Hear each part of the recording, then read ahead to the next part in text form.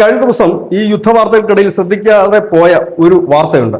നമ്മുടെ ഇന്ത്യയുടെ ചരിത്രത്തിൽ ആദ്യമായി നമ്മുടെ രാജ്യത്തിനെ ലോകത്തിനു മുമ്പിൽ നാണം കെടുത്തുവാൻ പ്രതിപക്ഷം സ്പീക്കർക്കെതിരെ ഒരു അവിശ്വാസ പ്രമേയം കൊണ്ടുവന്നു. 4 പതിറ്റാണ്ടിനിടയിൽ ആദ്യമായിട്ടാണ് ഒരു അവിശ്വാസ പ്രമേയം സ്പീക്കർക്കെതിരെ വരുന്നത്. സ്പീക്കറെ കുറിച്ച് എല്ലാവർക്കും അറിയാം.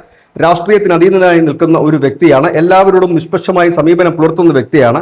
അത്തരം ഒരു വ്യക്തിക്ക് നേരെ ഒരു അവിശ്വാസം കൊണ്ടുവരുന്നതിലൂടെ എന്താണ് പ്രതിപക്ഷം ഉദ്ദേശിച്ചത് എന്ന് ഇതിന് മറുപടി പറഞ്ഞു അമിത്ഷാ ലോക്സഭയിൽ കൃത്യമായി തന്നെ പറഞ്ഞു. അക്ഷരാർത്ഥത്തിൽ പ്രതിപക്ഷത്തെ നാണം കെടുത്തി എന്ന് തന്നെ പറയേണ്ടി വരും. അതിൽ അദ്ദേഹം പറയുന്ന കാര്യങ്ങൾ ഇങ്ങനെയാണ്: സ്പീക്കർ ഒരു പാർട്ടിയുടെ ഭാഗമല്ല, മുഴുവൻ സഭാംഗങ്ങളുടെയും ഭാഗമാണ്. അതായത് അവരുടെ സഭാംഗങ്ങളുടെ അവകാശം സംരക്ഷിക്കുകയാണ് സ്പീക്കറുടെ കടമ എന്ന് പറയുന്നു.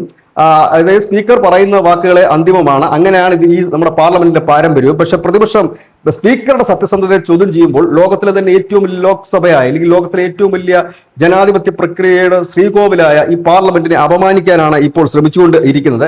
BJP NDA ഒരു കാലത്ത് സ്പീക്കർക്കെതിരെ ഒരു അവിശ്വാസ പ്രമേയം കൊണ്ടുവന്നിട്ടേ ഇല്ല എന്നുള്ള കാര്യം അദ്ദേഹം എടുത്തു പറഞ്ഞു.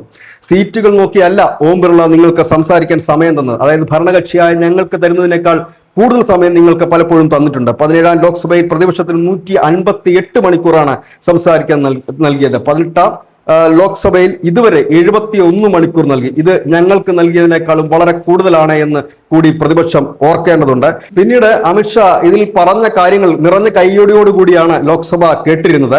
അദ്ദേഹം പറഞ്ഞത് ക്രമസമാധാനവും മാന്യതയും നിലനിർത്തുക എന്നുള്ളതാണ് സ്പീക്കറുടെ ഉത്തരവാദിത്തം. അത് സ്പീക്കർ നിർവഹിക്കുന്നുമുണ്ട്. അതായത് എല്ലാ അംഗങ്ങൾക്കും സഭയിൽ അവസരം നൽകാൻ ഈ സ്പീക്കർ ശ്രമിച്ചിട്ടുണ്ട്. പിന്നീട് സ്പീക്കർ സമയം നൽകുമ്പോൾ സംസാരിക്കാതിരിക്കുകയും എന്നിട്ട് ഈ സഭയ്ക്ക് പുറത്തുപോയി തന്നെ തങ്ങളെ സംസാരിക്കാൻ അനുവദിച്ചില്ല എന്ന് ആരോപണം ഉന്നയിക്കുന്നത് പ്രതിപക്ഷത്തിന്റെ ഒരു രീതിയായി മാറിയിട്ടുണ്ട്. പ്രതിപക്ഷ നേതാവ് പലപ്പോഴും സഭയിൽ ഹാജരാകാറില്ല. പ്രധാനപ്പെട്ട പല വിഷയങ്ങളും വരുമ്പോൾ ഈ പ്രതിപക്ഷ നേതാവ് സംസാരിക്കാൻ സഭയിൽ ഉണ്ടാകാറില്ല.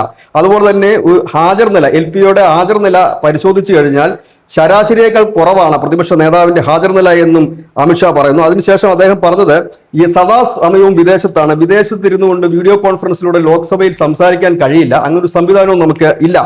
ഈ പ്രധാനപ്പെട്ട ആർട്ടിക്കിൾ 370, ട്രിപ്പിൾ തലാക്ക്, CAA, വന്ദേ ഭാരത് 150ാം വാർഷികം, ഇങ്ങനെയുള്ള ആ പ്രധാനപ്പെട്ട ഒരു സമ്മേളനങ്ങളിലും പ്രതിപക്ഷ നേതാവ് ഉണ്ടായിരുന്നില്ല. 2025 ശീതകാല സമ്മേളനം നടക്കുമ്പോൾ പ്രതിപക്ഷ നേതാവ് ജർമ്മനിയിലായിരുന്നു. 2025 ബഡ്ജറ്റ് സമ്മേളനം നടക്കുമ്പോൾ പ്രതിപക്ഷ നേതാവ് വിയറ്റ്നാമിലായിരുന്നു. 2023 ബഡ്ജറ്റ് സമ്മേളനം നടക്കുമ്പോൾ അദ്ദേഹം UK-യിലായിരുന്നു. അതായത് ഈ രാജ്യത്ത് പ്രധാനപ്പെട്ട സമ്മേളനം, പാർലമെന്റ് സമ്മേളനം നടക്കുമ്പോൾ വിദേശത്ത് കറങ്ങി നടക്കുകയും തിരിച്ചു വന്നതിന് ശേഷം തനിക്ക് സംസാരിക്കാൻ അവസരം കിട്ടിയില്ല എന്ന് പറയുകയും ചെയ്യുന്ന എന്ത് പ്രതിഭാസമാണ് എന്നുകൂടി അമിത്ഷാ ചോദിക്കുന്നു.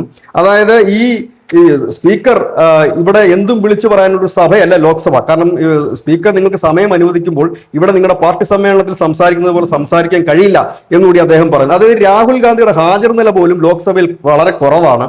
പ്രധാനപ്പെട്ട വിഷയങ്ങളിലൊന്നും രാഹുൽ ഗാന്ധി സഭയിൽ ഉണ്ടാകാറുമില്ല.